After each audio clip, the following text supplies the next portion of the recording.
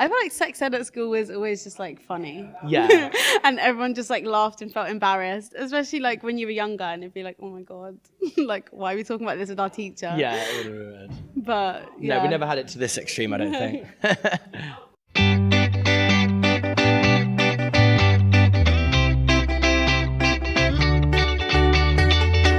Well, hello there. Tom Hayden Millwood here for WhatsOnStage, and today we're at the Other Palace in London to learn more about a new coming-of-age British musical.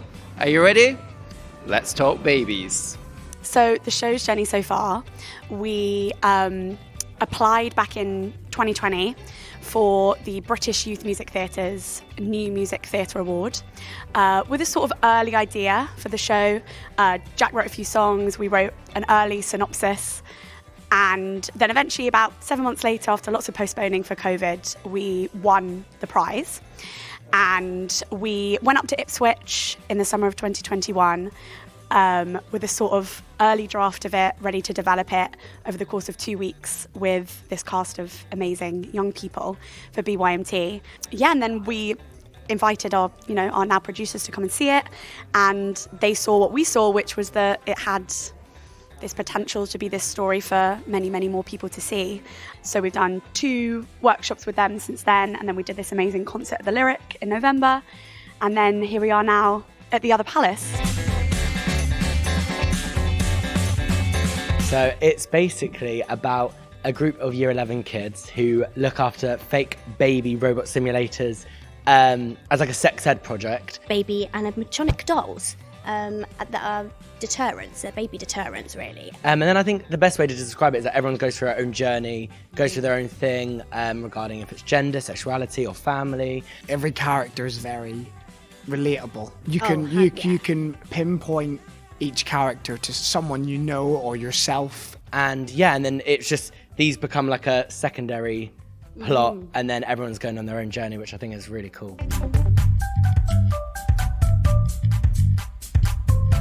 Have we noticed the buzz? Yeah, definitely. I mean, over the past, how many performances have we done? 11? Yeah, 13 maybe? 13? Yeah. And it's already, it's got pretty quite a cult following already, which has been really exciting. Someone bought your door? There's a moment in the show which references my front door. Someone made me a front door.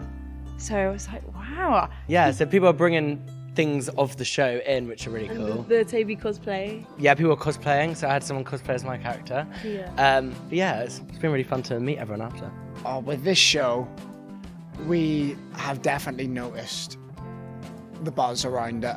It's been phenomenal. Yeah, it's been crazy. You can take the microphone. Literally opening night, that audience reaction was like one of the biggest audience reactions I've ever heard, like in my career, to be fair. Especially for our first preview as well.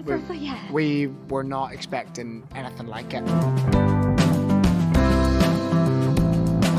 So me and Jack have both always wanted to write a story, a new original story about young people. Neither of us had ever actually done this project. We'd just heard about it, and we ended up doing loads of research. It mainly happens in America, but turns out people do actually do it here as well. No, I actually, not me personally, but my sister did. She's a couple of years above me. She did have to do this, so I was very much aware of what this is, and kind of it's crazy because they really do simulate like babies. So I do have some personal experience with this. I don't have a child myself, and I didn't do this myself, but my school did do this project.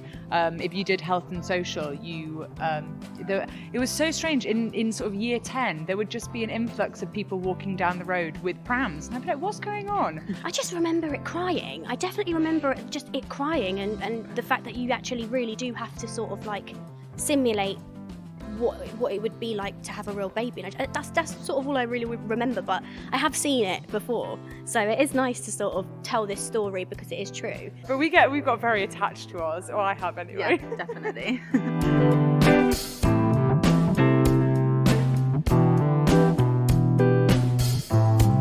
Why do we think audiences are connecting with the show? I think there's a lot in this show that speaks to people across all generations.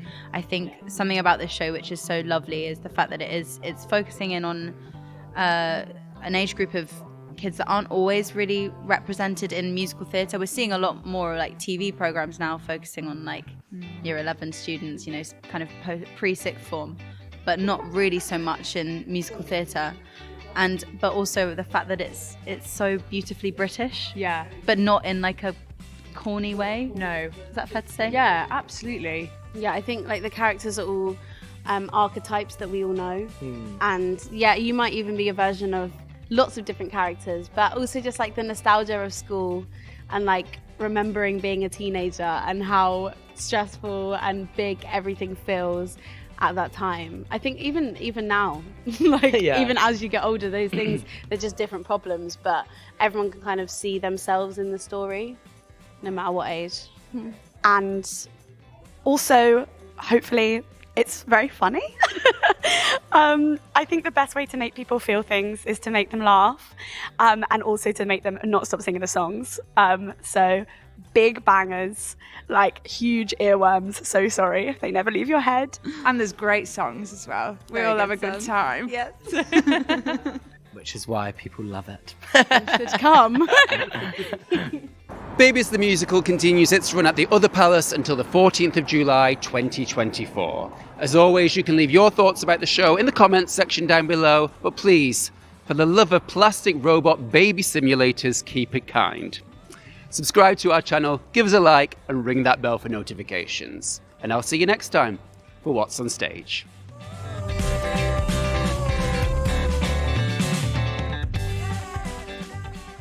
Oh, you just add, the vibe, You go first. You go first.